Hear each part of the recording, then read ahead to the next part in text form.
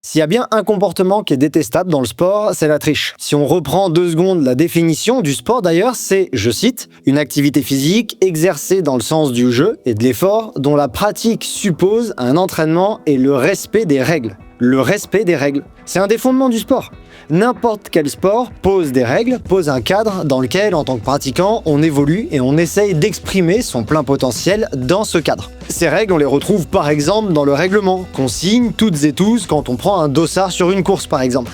Et personnellement, j'ai toujours été exaspéré par le non-respect de ces règles, qu'il s'agisse par exemple en trail du non-respect du matériel obligatoire, qui est une forme de triche, du non-respect de l'itinéraire de course, qui est là aussi une forme de triche, comme par exemple Xuer Chang, la 3e de la TDS 2025, qui a été disqualifiée pour avoir emprunté un petit raccourci, ou encore qu'il s'agisse des conduites dopantes et du dopage. Alors vous allez peut-être me trouver excessif dans cette introduction, mais j'ai tendance à mettre tous ces comportements dans un même panier, le panier de la triche, même si, on est d'accord, certains sont plus efficaces et plus à risque pour la santé que d'autres, comme le dopage, mais dans tous les cas, c'est de la triche. Bon, néanmoins, le dopage et les conduites dopantes, c'est ça qui va nous intéresser dans ce Scientific Day. Une des raisons qui me fait discuter ça avec vous aujourd'hui, c'est qu'il y a beaucoup d'amalgame, surtout chez les amateurs et chez les spectateurs, entre ce qu'est le dopage et ce qu'est une conduite dopante. Et pour une majorité des personnes, c'est pas clair ce qu'est un produit dopant. Qu'est-ce que c'est que ces produits, sur quoi ils agissent, comment est-ce qu'ils sont identifiés, comment est-ce que les athlètes sont contrôlés, etc.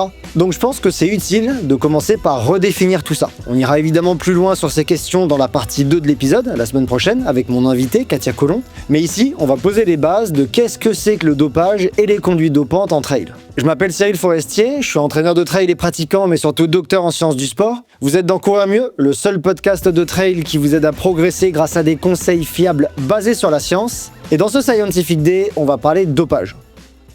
Avant de commencer, je remercie Suunto, partenaire de Courir Mieux pour la saison 2 du podcast et qui rend la réalisation de cet épisode possible. Suunto, c'est pas que des montres, mais c'est aussi des écouteurs à conduction osseuse avec par exemple leur nouveau Wing 2. Et si vous pourrez pas l'utiliser en marathon puisque la musique y est interdite parce qu'elle aiderait les performances, il vous accompagnera en trail sans problème. En tout cas, c'est comme ça que moi je l'utilise. Allez, place à l'épisode.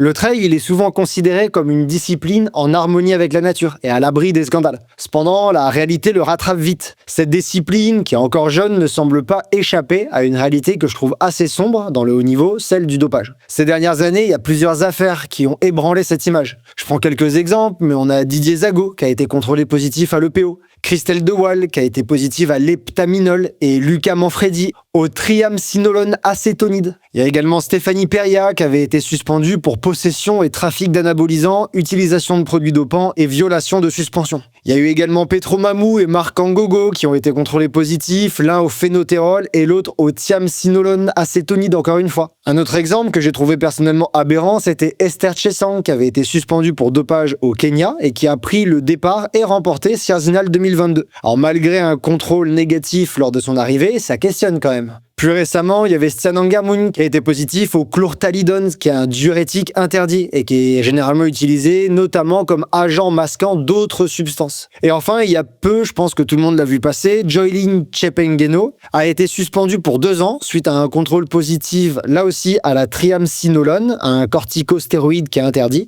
Le contrôle avait été effectué suite à sa victoire à Sierzinal 2025 et du coup elle a perdu sa première place sur l'OCC 2025. Et au-delà des contrôles officiels, il y a certaines pratiques qui ont été mises en lumière par des programmes indépendants. Je pense au programme Quartz ou à l'organisme Athletes for Transparency. Leurs analyses par exemple, elles avaient révélé l'usage de substances interdites par la course, par l'organisation, controversées par ces grandes courses comme l'UTMB ou les Templiers, où des contrôles réglementaires restaient rares et où du coup il y avait eu ces contrôles annexes. Alors ces initiatives, elles sont intéressantes, elles sont utiles, mais elles posent des questions sur leur légitimité, leur transparence et l'application réelle de sanctions. On reviendra dessus par la suite dans l'épisode. Quelque chose que je trouve flou, en tout cas pour le grand public, et des conduites que je trouve régulièrement confondues, c'est le dopage et ce qu'on appelle les conduites dopantes. Cette confusion, je trouve qu'elle est gênante parce qu'elle entretient pas mal de malentendus. Il y a certaines pratiques à risque qui sont banalisées, alors que d'autres pourtant autorisées sont parfois injustement assimilées à du dopage. Dans la suite de cet épisode, je vous propose qu'on voit ce que recouvrent précisément ces deux concepts, comment une substance devient officiellement interdite et considérée comme dopante, et ce que la science sait du dopage et des pratiques dopantes dans le trail. On va commencer par le dopage. Le dopage renvoie à une définition claire, à une pratique claire qui est identifiée et bornée. La définition du dopage, elle découle de la World Anti-Doping Agency, la WADA ou AMA, Agence mondiale antidopage, et elle est réutilisée par les autres organismes au niveau national, comme par exemple l'Agence française de lutte contre le dopage, l'AFLD. Le dopage, c'est simple, ça correspond à la violation d'une ou plusieurs des règles antidopage. Et du coup, pour comprendre ce qu'est le dopage, il est crucial de comprendre ce que c'est que les règles. Ces règles de dopage, et qui sont harmonisées à l'échelle internationale et communes à tous les sports. Il y a quelques rares exceptions dont nous reparlerons par la suite, mais la majorité des règles antidopage concernent tous les sports, du trail à toutes les autres disciplines, le trail, mais également toutes les autres disciplines qu'on peut imaginer. Toutes ces règles, elles ont pour but de garantir l'équité sportive et de protéger la santé des athlètes. Le Code mondial antidopage y définit 11 façons possibles d'enfreindre les règles, intentionnellement ou non. Et voilà ce que c'est que ces règles concrètement. La première, c'est la présence d'une substance interdite dans l'organisme. Si une substance qui est interdite ou ses traces sont détectées dans un échantillon, par exemple de l'urine ou du sang, c'est une violation même s'il n'y a pas intention de tricher. C'est ce qu'on appelle la responsabilité objective. L'athlète est considéré responsable de ce qu'il ingère et de ce qui se trouve dans son métabolisme. En deux, on retrouve l'usage ou la tentative d'usage d'une substance ou d'une méthode interdite. Il suffit d'utiliser ou même d'essayer d'utiliser un produit ou une méthode interdite pour être considéré en infraction, même si le produit n'a pas objectivement amélioré la performance de la personne. Il y a également le refus ou l'évitement d'un contrôle. Refuser de donner un échantillon ou éviter volontairement un contrôleur, c'est une violation. Et ça inclut aussi le fait de ne pas se présenter sans raison valable à un contrôle après notification. Il y a aussi le manquement à l'obligation de localisation. Les athlètes qui sont inscrits dans un groupe cible doivent indiquer où ils se trouvent pour permettre des contrôles inopinés. Et 3 absences ou manquements en 12 mois, en un an, constituent une violation. Il y a aussi la falsification ou la tentative de falsification d'un contrôle. Modifier, manipuler ou tenter de manipuler tout élément du processus de contrôle antidopage constitue une violation. Par exemple, remplacer un échantillon ou fournir de fausses informations est interdit. Il y a également la possession de substances ou de méthodes interdites, détenir un produit ou du matériel interdit, que ce soit en compétition ou hors compétition, selon les règles de la substance, constitue une violation des règles antidopage. On a aussi le trafic ou la tentative de trafic, vendre, fournir ou distribuer des produits ou des méthodes interdites ou tenter de le faire est une violation, que ce soit pour soi ou pour un autre athlète. On retrouve également l'administration ou la tentative d'administration, donner ou tenter de donner un produit ou d'appliquer une méthode interdite à un athlète en compétition ou hors compétition, selon le cas, constitue une infraction. Ensuite, on a la complicité ou la tentative de complicité. Aider, encourager, couvrir, faciliter toute violation des règles antidopage est interdit, même sans en être l'auteur direct de ces comportements dopants. L'association est également interdite, c'est-à-dire que travailler avec un entraîneur, un soigneur ou tout autre membre du staff qui est suspendu pour dopage ou reconnu coupable dans une affaire de dopage est interdit, sauf dans un cas particulier où cette relation est non sportive ou impossible à éviter. Et enfin, on a également l'intimidation ou les représailles. Menacer, intimider, exercer des représailles contre une personne qui signale ou témoigne dans une affaire de dopage est une violation à part entière et est sanctionnée. Un des outils qui est crucial du coup pour comprendre les violations et le dopage, c'est la liste des interdictions. C'est un outil de référence au niveau mondial. Chaque année, l'Agence mondiale antidopage publie la fameuse liste des interdictions qui est harmonisée à l'échelle mondiale. Cette dernière, elle est disponible en ligne, gratuitement et publiquement. Vous retrouverez son lien si ça vous intéresse dans l'article qui est associé à cet épisode et qui est disponible sur le site courirmieux.fr. Il est intéressant de noter qu'il y a certaines substances qui sont interdites en compétition et d'autres hors compétition, voire les deux. Il y a certaines substances ou méthodes qui sont interdites uniquement pendant une épreuve, par exemple les stimulants, les narcotiques, la transfusion sanguine, et il y en a d'autres qui sont interdites en permanence, comme par exemple le PO, les stéroïdes anabolisants, les hormones de croissance, etc.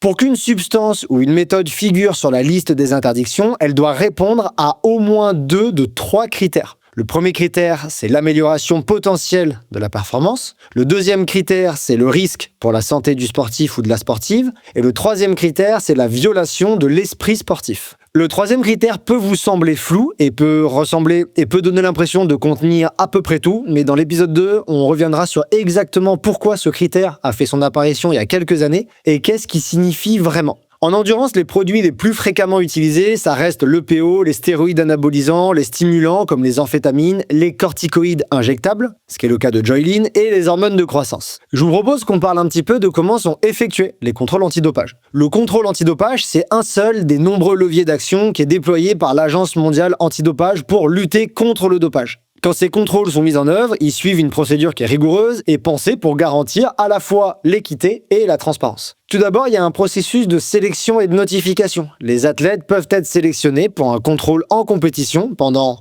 ou juste après une course, ou hors compétition, pendant l'entraînement, à domicile ou au lieu de vie. Alors, un officier de contrôle antidopage ou un accompagnateur notifie l'athlète, il l'informe de ses droits, de ses responsabilités et il l'accompagne jusqu'au lieu de prélèvement si besoin. L'athlète a certains droits et responsabilités, en effet, il peut se faire accompagner par un entraîneur, un médecin, il peut demander un interprète, formuler des réserves écrites, demander un délai justifié, par exemple une cérémonie de remise des prix, des soins, un entraînement en cours qu'il ne peut pas arrêter. Simplement, l'athlète doit rester visible de l'officier de contrôle, présenter une pièce d'identité valide et coopérer pleinement pendant le prélèvement. Ensuite vient la phase de prélèvement des échantillons. L'officier de contrôle antidopage, il remet à l'athlète des récipients pour la collecte d'urine ou de sang. Les échantillons, ils sont généralement divisés en 2 flacons, le flacon A qui est analysé et le flacon B qui est conservé pour une éventuelle contre-analyse. Le recueil, il se fait toujours sous surveillance dans des conditions impartiales et conformes aux normes établies par l'Agence mondiale antidopage. Ensuite vient une phase de documentation. Le contrôle, il est consigné dans un formulaire officiel qui est signé par l'athlète et le contrôleur et l'athlète, il en reçoit une copie du document. Vient la phase d'analyse en laboratoire. Les échantillons, ils sont acheminés vers un laboratoire qui est accrédité par l'Agence mondiale antidopage et qui procède aux analyses selon les procédures scientifiques validées. Ensuite, on a la notification et la gestion des résultats. Les résultats sont alors transmis aux athlètes. En cas de résultat positif, l'athlète il est informé et la procédure disciplinaire démarre conformément au Code mondial antidopage. Les décisions ils sont prises selon des standards internationaux, les mêmes pour tout le monde, qui assurent rigueur et équité. Alors maintenant qu'on sait ce que c'est qu'un produit dopant et comment effectuer un contrôle antidopage, on pourrait un peu se poser la question de la prévalence. Les données publiées par le Mouvement pour un cyclisme crédible, le MPCC, montrent qu'entre le 1er et le 25 juin 2025, plusieurs centaines de cas de dopage ont été révélés parmi les athlètes de haut niveau, toutes disciplines confondues. L'athlétisme arrive largement en tête avec 68 cas confirmés et jusqu'à 74 si on inclut les affaires de fraude et de corruption. Alors ce chiffre, il est particulièrement significatif, mais c'est peut-être parce que la catégorie athlétisme regroupe de nombreuses disciplines et sous-disciplines, dont la course sur route, la piste, mais aussi le trail, l'ultra-trail, les différents sauts, etc. Derrière, on retrouve certains sports, comme l'haltérophilie, avec 28 cas sur cette même période, le MMA ou la lutte, avec 27 et 20 cas sur cette période, et qui affiche du coup également des taux élevés. Le cyclisme, il compte 9 cas révélés également sur cette période, qui a un chiffre inférieur à d'autres disciplines, contrairement à l'imaginaire collectif. Le triathlon, quant à lui, par exemple, il totalise que 4 cas sur cette période, ce qui peut sembler faible, mais doit quand même, je pense, être interprété avec prudence. En effet, un faible nombre de cas ne relève pas forcément une absence de dopage, comme un fort nombre de cas ne signifie pas qu'on est dans une discipline à haute prévalence, mais ça peut aussi refléter des différences dans l'intensité et la fréquence des contrôles. Évidemment, en athlétisme, il y a peut-être plus de contrôles que dans d'autres sports, et donc forcément, il y a plus de positifs. Quand on contrôle plus, on identifie plus de personnes. Donc voilà, les chiffres sont toujours à remettre en perspective de la quantité de contrôles effectués dans la discipline. Cependant, les contrôles antidopage, même sophistiqués, ne peuvent pas couvrir l'ensemble des athlètes, des compétitions et des périodes d'entraînement. Ils sont donc limités par la sensibilité des tests et par la courte fenêtre de détection de certaines substances. Certains sportifs invoquent d'ailleurs la thèse de la, je cite, contamination involontaire lorsqu'une faible concentration d'une substance interdite est détectée. Ils avancent alors généralement que la présence résulterait d'une ingestion accidentelle, par exemple via un complément alimentaire contaminé, un médicament mal étiqueté ou une exposition environnementale, là où il logeait, ou en buvant dans la gourde de quelqu'un d'autre. C'est en tout cas un discours qui a régulièrement été avancé par des athlètes condamnés. Et pour estimer plus précisément la prévalence du dopage dans le sport, Ulrich et al. En 2018 ont utilisé des méthodes indirectes, notamment des enquêtes anonymes menées lors de grands championnats internationaux.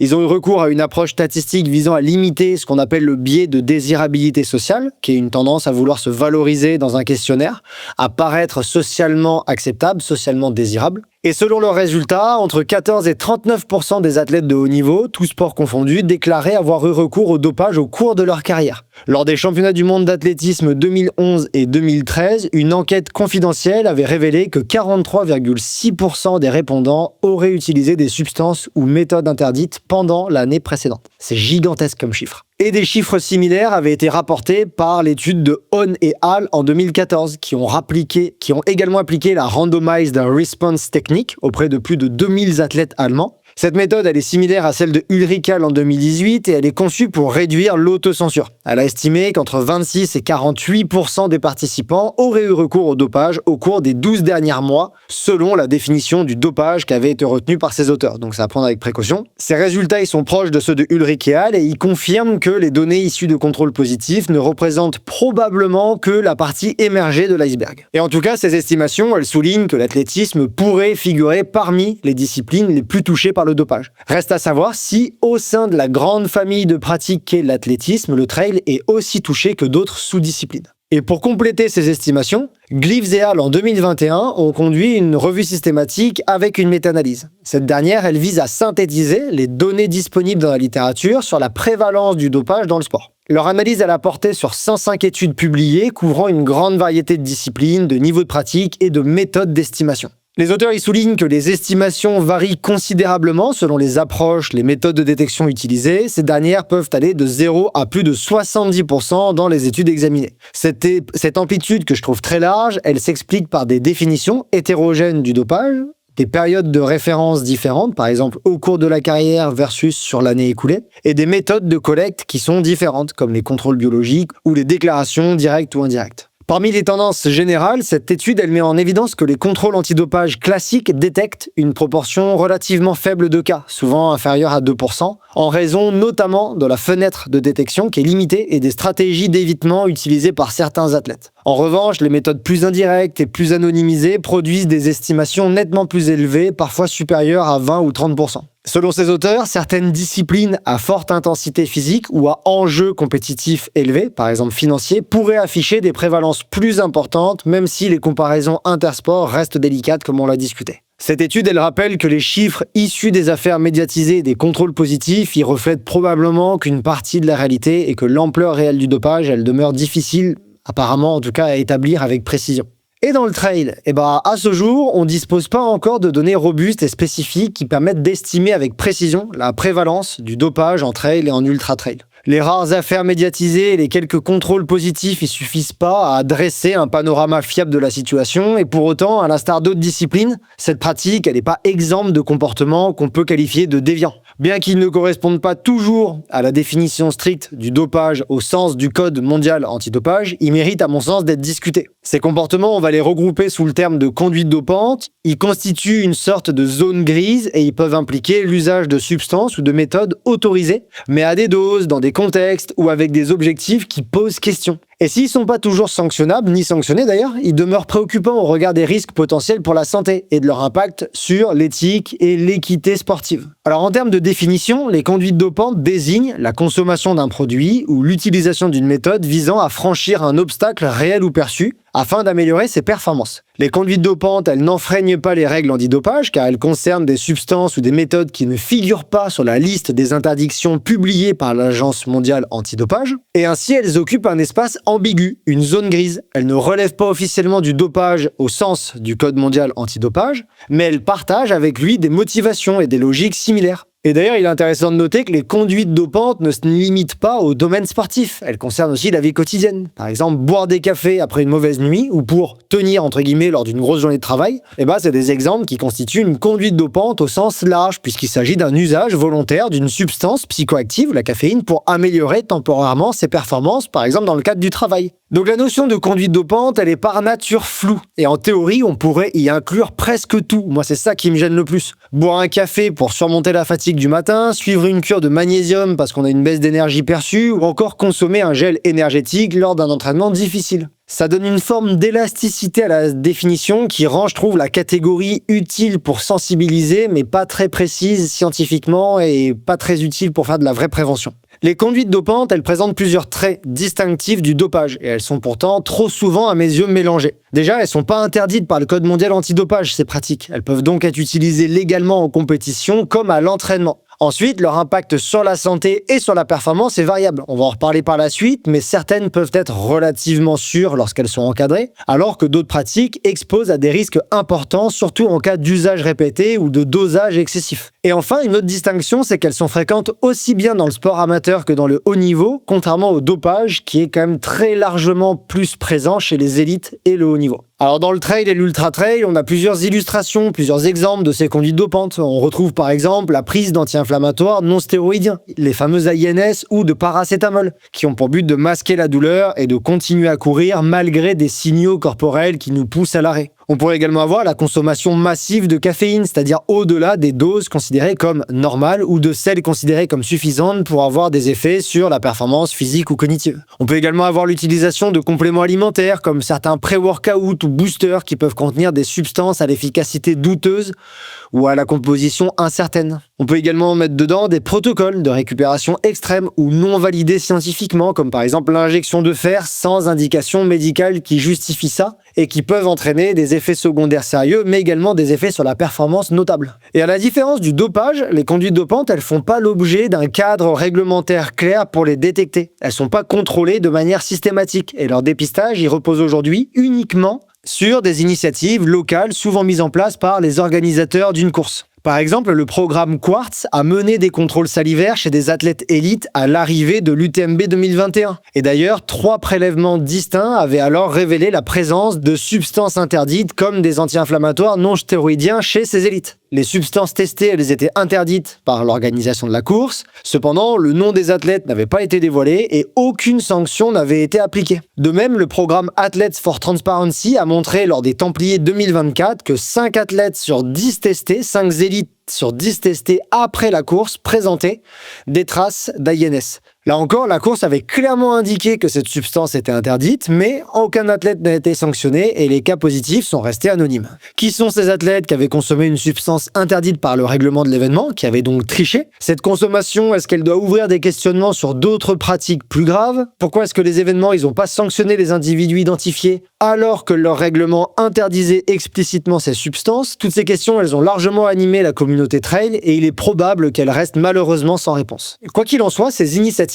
elles montrent qu'il existe un usage réel de substances non interdites par le Code mondial antidopage, mais potentiellement à risque. Et dans la littérature, cet usage en trail et surtout en ultra-trail, il commence à être documenté. Et puisqu'on parle des Templiers, je voudrais prendre un instant pour parler d'un partenaire du podcast et de sa saison 2, Wise. Wise, c'est un équipementier spécialisé dans l'ultra-trail avec aux manettes des personnes aussi passionnées que pratiquantes qui développent, produit après produit, des solutions pertinentes, innovantes, durables et fiables pour nous accompagner sur les sentiers chaque jour. Un des produits Wise qui me vient en tête quand on parle Templier avec son départ à 5h du matin, c'est leur Ultra Shirt manche longue. Il est confortable, extrêmement respirant, léger, en pesant seulement 100 grammes en M et parfaitement adapté pour ces moments où le froid nous mord un peu, mais où l'effort permet d'éviter le port d'une deuxième couche vraiment chaude. Pour le découvrir, je vous invite à utiliser le lien qui est présent en description de l'épisode. Et maintenant, on va parler de la prévalence des conduites dopantes dans le trail et l'ultra-trail. Lors de la Western States, 60 finishers en moins de 30 heures ont accepté de participer à l'étude de Niemann en 2005. Des prélèvements sanguins ont été réalisés la veille et juste après la course afin de mesurer les marqueurs de dommages musculaires. Ça peut vous sembler hors sujet, mais vous allez vite comprendre pourquoi cette étude elle porte en fait sur des conduites dopantes.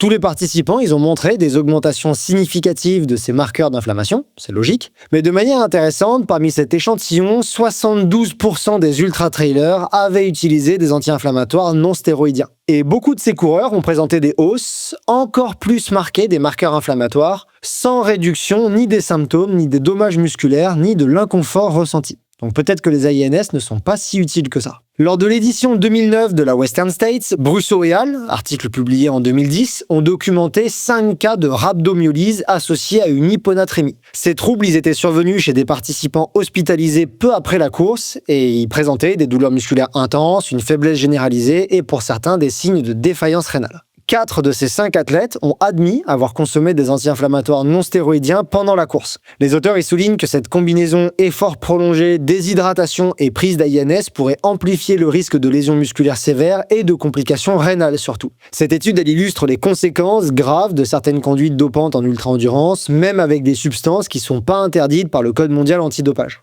L'étude de Rotuno et al. En 2018, elle a été intégrée au programme SAFER, Strategy to Reduce Adverse Medical Events for the Exerciser, et elle a analysé les données de 77 000 quasiment inscrits au semi-marathon et à l'ultramarathon du Two Oceans Marathon entre 2012 et 2015. Les participants, ils avaient complété un questionnaire médical en ligne avant la course, comprenant notamment des questions sur la consommation d'antalgiques et d'anti-inflammatoires. Et la fenêtre temporelle étudiée couvrait la semaine précédant l'épreuve et la course elle-même. Les résultats de cette étude, ils montrent que 12,2% des coureurs déclaraient avoir utilisé ces médicaments avec une prévalence plus élevée sur le 60 km, le 56, 20% quasiment, que sur le 21 km, 8%.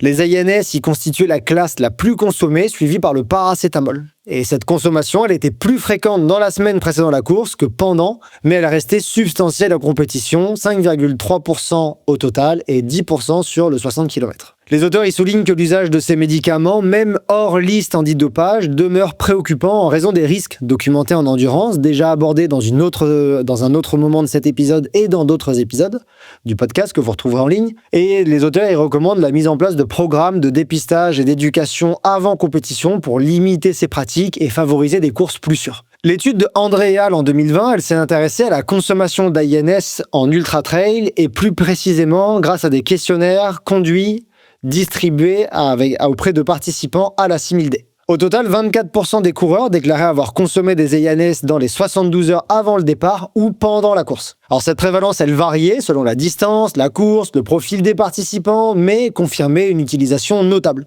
Les molécules les plus citées, encore une fois, c'était l'ibuprofène, le kétoprophène, qui sont des INS, et principalement dans le but de gérer la douleur ou d'anticiper l'apparition de gènes physiques. Lors de l'édition 2021 de l'UTMB, Machal et ses collègues ont évalué la prévalence d'INS et de paracétamol chez 81 coureurs grâce à une approche comparative de 3 méthodes. Ils ont comparé l'analyse directe d'échantillons sanguins, l'analyse de fluide oral et un questionnaire. Et je les trouve intéressants, ces résultats, parce qu'ils montrent que la prévalence de consommation d'anti-inflammatoires non stéroïdiens variait selon la méthode de détection utilisée. On avait 50% quasiment des participants qui en avaient consommé avec l'analyse de sang séché, 20% avec l'analyse de fluide oral et seulement 14% d'après les déclarations des participants. Pour le paracétamol, les prévalences, elles étaient respectivement de 30%, 31% et 23%. Et en fait, ces écarts, ils confirment que les déclarations auto-rapportées sous-estiment probablement l'usage réel de ces substances en course. Et je vous propose de terminer ce panorama avec l'étude de Robacal en 2024, que je trouve exceptionnelle. Les auteurs, ils avaient mis en place une collecte urinaire individuelle, aveugle, via des urinoirs automatiques placés près de la ligne d'arrivée des courses de l'UTMB 2017, OCC, CCC, TDS, UTMB.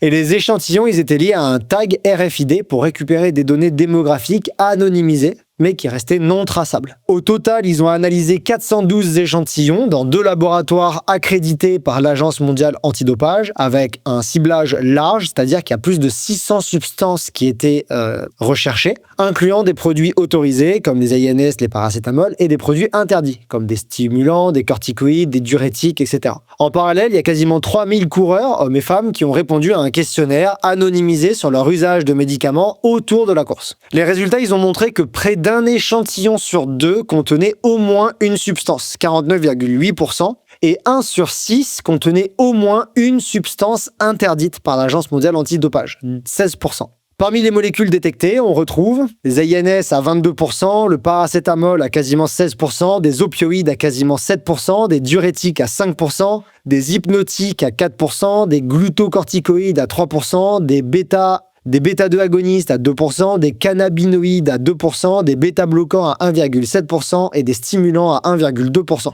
Les auteurs, ils ont trouvé aucune association significative entre la présence de substances et le classement, donc le résultat et ou l'abandon. Et en miroir, le questionnaire rapportait des usages beaucoup plus faibles pour les produits autorisés, quasiment 14% pour le paracétamol et 13% pour les INS, et aucun usage déclaré de substances interdites, ce qui contraste avec les analyses d'urine et suggère là encore une sous-déclaration. Ces résultats, ils soulignent quand même la large diffusion d'un usage thérapeutique ou prophylactique de médicaments autorisés en ultra-endurance, compatibles avec des conduites dopantes comme on les a définies. Et de plus, le fait que 16,3% des échantillons contiennent au moins une substance interdite demeure préoccupant. En effet, en cas de contrôle officiel, ces athlètes, ils auraient été exposés à une sanction, voire suspendus. Et avant de conclure, je vous propose de faire un crochet par la rubrique Gollum met la lumière sur. Gollum est partenaire de la saison 2 du podcast Courez Mieux. Et pour chaque épisode, on vous propose une boîte à questions à laquelle vous pouvez participer sur Instagram, donc sur l'Instagram de Courez Mieux. Et je sélectionne 1, 2, 3 questions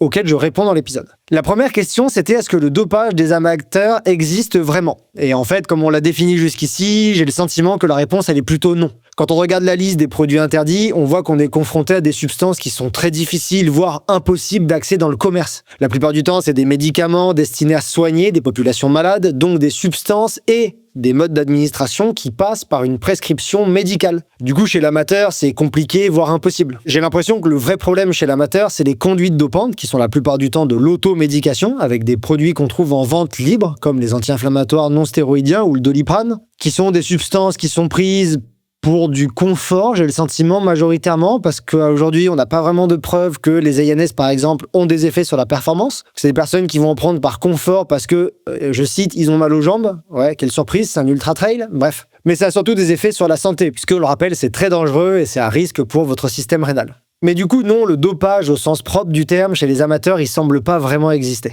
Ensuite, il y avait une question sur qu'est-ce qu'il en est du dopage technique. Alors pareil, moi je trouve que ce terme, il est impropre. En fait, si on reprend les 3 critères qui font qu'un produit est considéré comme dopant et dans la liste des produits dopants et donc est interdit d'utilisation, on voit que ce que la plupart des gens appellent dopage technique, par exemple un petit moteur dissimulé dans un vélo sur le Tour de France, ça répond en fait à un seul critère, à savoir que ça améliore la performance. Donc moi je pense qu'il faut arrêter d'utiliser le terme dopage à tout va, comme par exemple dopage technique, parce qu'en fait ça dénature son terme et ce à quoi ça fait référence. Et en fait ça noie le débat, ça noie les discussions. Si on veut vraiment aborder un phénomène et essayer d'y trouver des solutions, il faut utiliser les bons termes et les bonnes définitions. Alors j'ai pas de problème pour qu'on parle de triche, sans aucun souci dans ces cas-là. D'ailleurs, il y a des journalistes qui ont utilisé le terme de tricherie mécanique, qui me semble approprié. Mais si on veut discuter un phénomène, il faut le définir clairement. Et parler de dopage, quand on parle par exemple d'ANS ou de petits moteurs dans un vélo sur le Tour de France, je pense que ça noie le poisson plus qu'autre chose. Et donc le terme de dopage technique, pour moi, il est pas cohérent.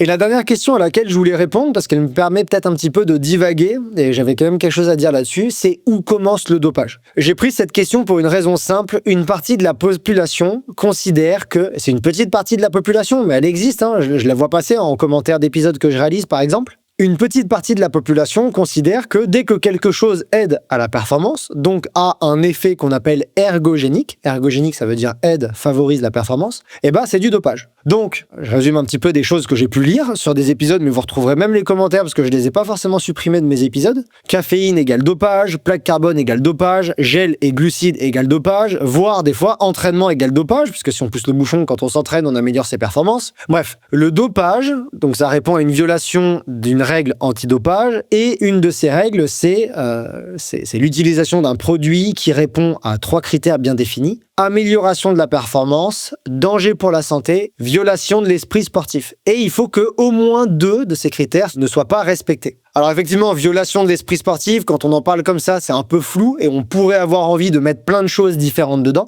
Mais vous verrez dans la partie 2 que c'est pas du tout ce à quoi vous pourriez penser. Et du coup, quand est-ce que commence le dopage? Pour moi, en fait, la réponse, elle est très claire. Dès qu'une conduite viole une des 11 règles établies, et dès qu'un élément répond à au moins 2 de ces 3 critères, amélioration de la perf, danger pour la santé, violation de l'esprit sportif. Donc crier au dopage dès qu'on parle d'un élément ergogénique, quand on parle de plaque carbone sur une chaussure, quand on parle de caféine, dans des dosages qui correspondent à ce qu'un adulte utilise en moyenne dans son quotidien, je trouve ça personnellement ridicule et ça démontre juste qu'en réalité, en fait, on sait pas ce que c'est que le dopage et on sait pas de quoi on parle, donc on utilise ce mot à tout va pour mettre plein de choses dedans qui n'ont rien à y faire. En conclusion, malgré son image d'authenticité et de proximité avec la nature, on voit que la discipline du trail a déjà connu des cas avérés de dopage, EPO, heptaminol, et des situations controversées, comme les conduites dopantes repérées dans les différentes courses que j'ai mentionnées juste avant. Si les contrôles officiels y révèlent peu de cas, souvent autour de 2% d'athlètes positifs, cette faible proportion reflète surtout la rareté des contrôles, la courte fenêtre de détection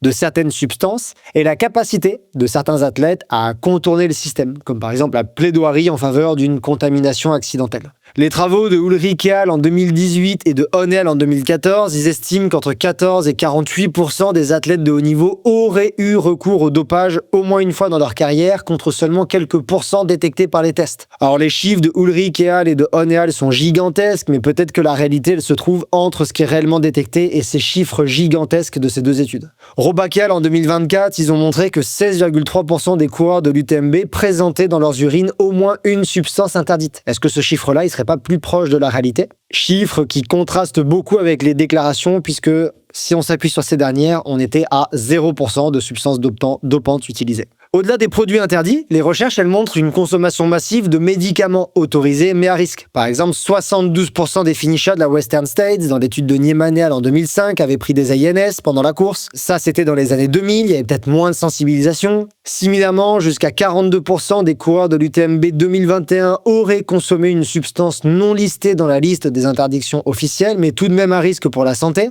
alors que seulement 14% des participants admettaient cette consommation. Et il ne faut pas oublier que ces pratiques peuvent provoquer des complications sérieuses comme de la rhabdomyolyse ou une insuffisance rénale qui peut conduire à une hospitalisation. Ignorer ces chiffres, ça reviendrait à accepter que la performance prime sur la santé et l'équité. Le trail, je pense qu'aujourd'hui, il a les moyens d'agir avant que ces dérives ne s'ancrent durablement, avec par exemple l'éducation des athlètes, évidemment, la clarification des règlements, puisque les courses ont le droit de mettre des substances interdites contre disqualification, par exemple, dans leur règlement. Les Templiers ont été un très bon exemple, l'UTMB a été un très bon exemple. Ils peuvent également mettre en place des contrôles plus fréquents et transparents. Et personnellement, je m'interroge sur le moment où ces actions seront mises en place concrètement et où les sanctions seront officiellement appliquées pour les personnes qui ne respectent pas ces règlements, qui trichent. Si on a su disqualifier une coureuse parce qu'elle avait emprunté un raccourci sur la TDS 2025, pourquoi est-ce qu'on ne sait pas disqualifier un coureur qui a pris des INS alors que dans le règlement il est stipulé que c'est interdit? Ou une coureuse d'ailleurs. Voilà, c'est tout pour ce premier épisode sur le dopage en trail. Je remercie tout d'abord Fort Endurance, partenaire de cette saison 2 du podcast Courir mieux. Fort Endurance, c'est un ensemble de produits énergétiques de qualité pour les sports d'endurance et la plupart sont composés en respectant la littérature scientifique, c'est pour ça que je les ai choisis et que je les utilise. Et en parlant de dopage, Endurance ont une démarche que j'estime et que je trouve intéressante à souligner. Tous leurs produits sont testés par l'organisme indépendant Informed Sport. C'est le petit logo noir et orange qu'on voit sur leur packaging et qui garantit que dans les gels, les bars, les boissons, etc. de la marque qui sont testés, il n'y a aucune contamination par une substance dopante. Donc c'est une démarche qualité qui me semble intéressante à discuter. Pour découvrir les produits de Endurance, vous pouvez utiliser le lien qui est présent en description de cet épisode. Je remercie aussi les 3 autres partenaires de cette saison 2, Gollum, Suunto et Wise. En description, vous trouverez d'ailleurs des codes promo pour la plupart d'entre eux. Si cet épisode vous a plu, je vous invite à rejoindre Courir mieux sur Instagram, où vous y découvrirez également d'autres contenus exclusifs au réseau social. La semaine prochaine, on se retrouve pour la partie 2 de ce Scientific Day sur le dopage, où on écoutera Katia Colomb, qui est chercheuse en sciences du sport et travaille depuis des années sur cette thématique. D'ici là, n'oubliez pas que selon Edward Deming, sans donner à l'appui, nous ne sommes qu'une personne de plus avec une opinion.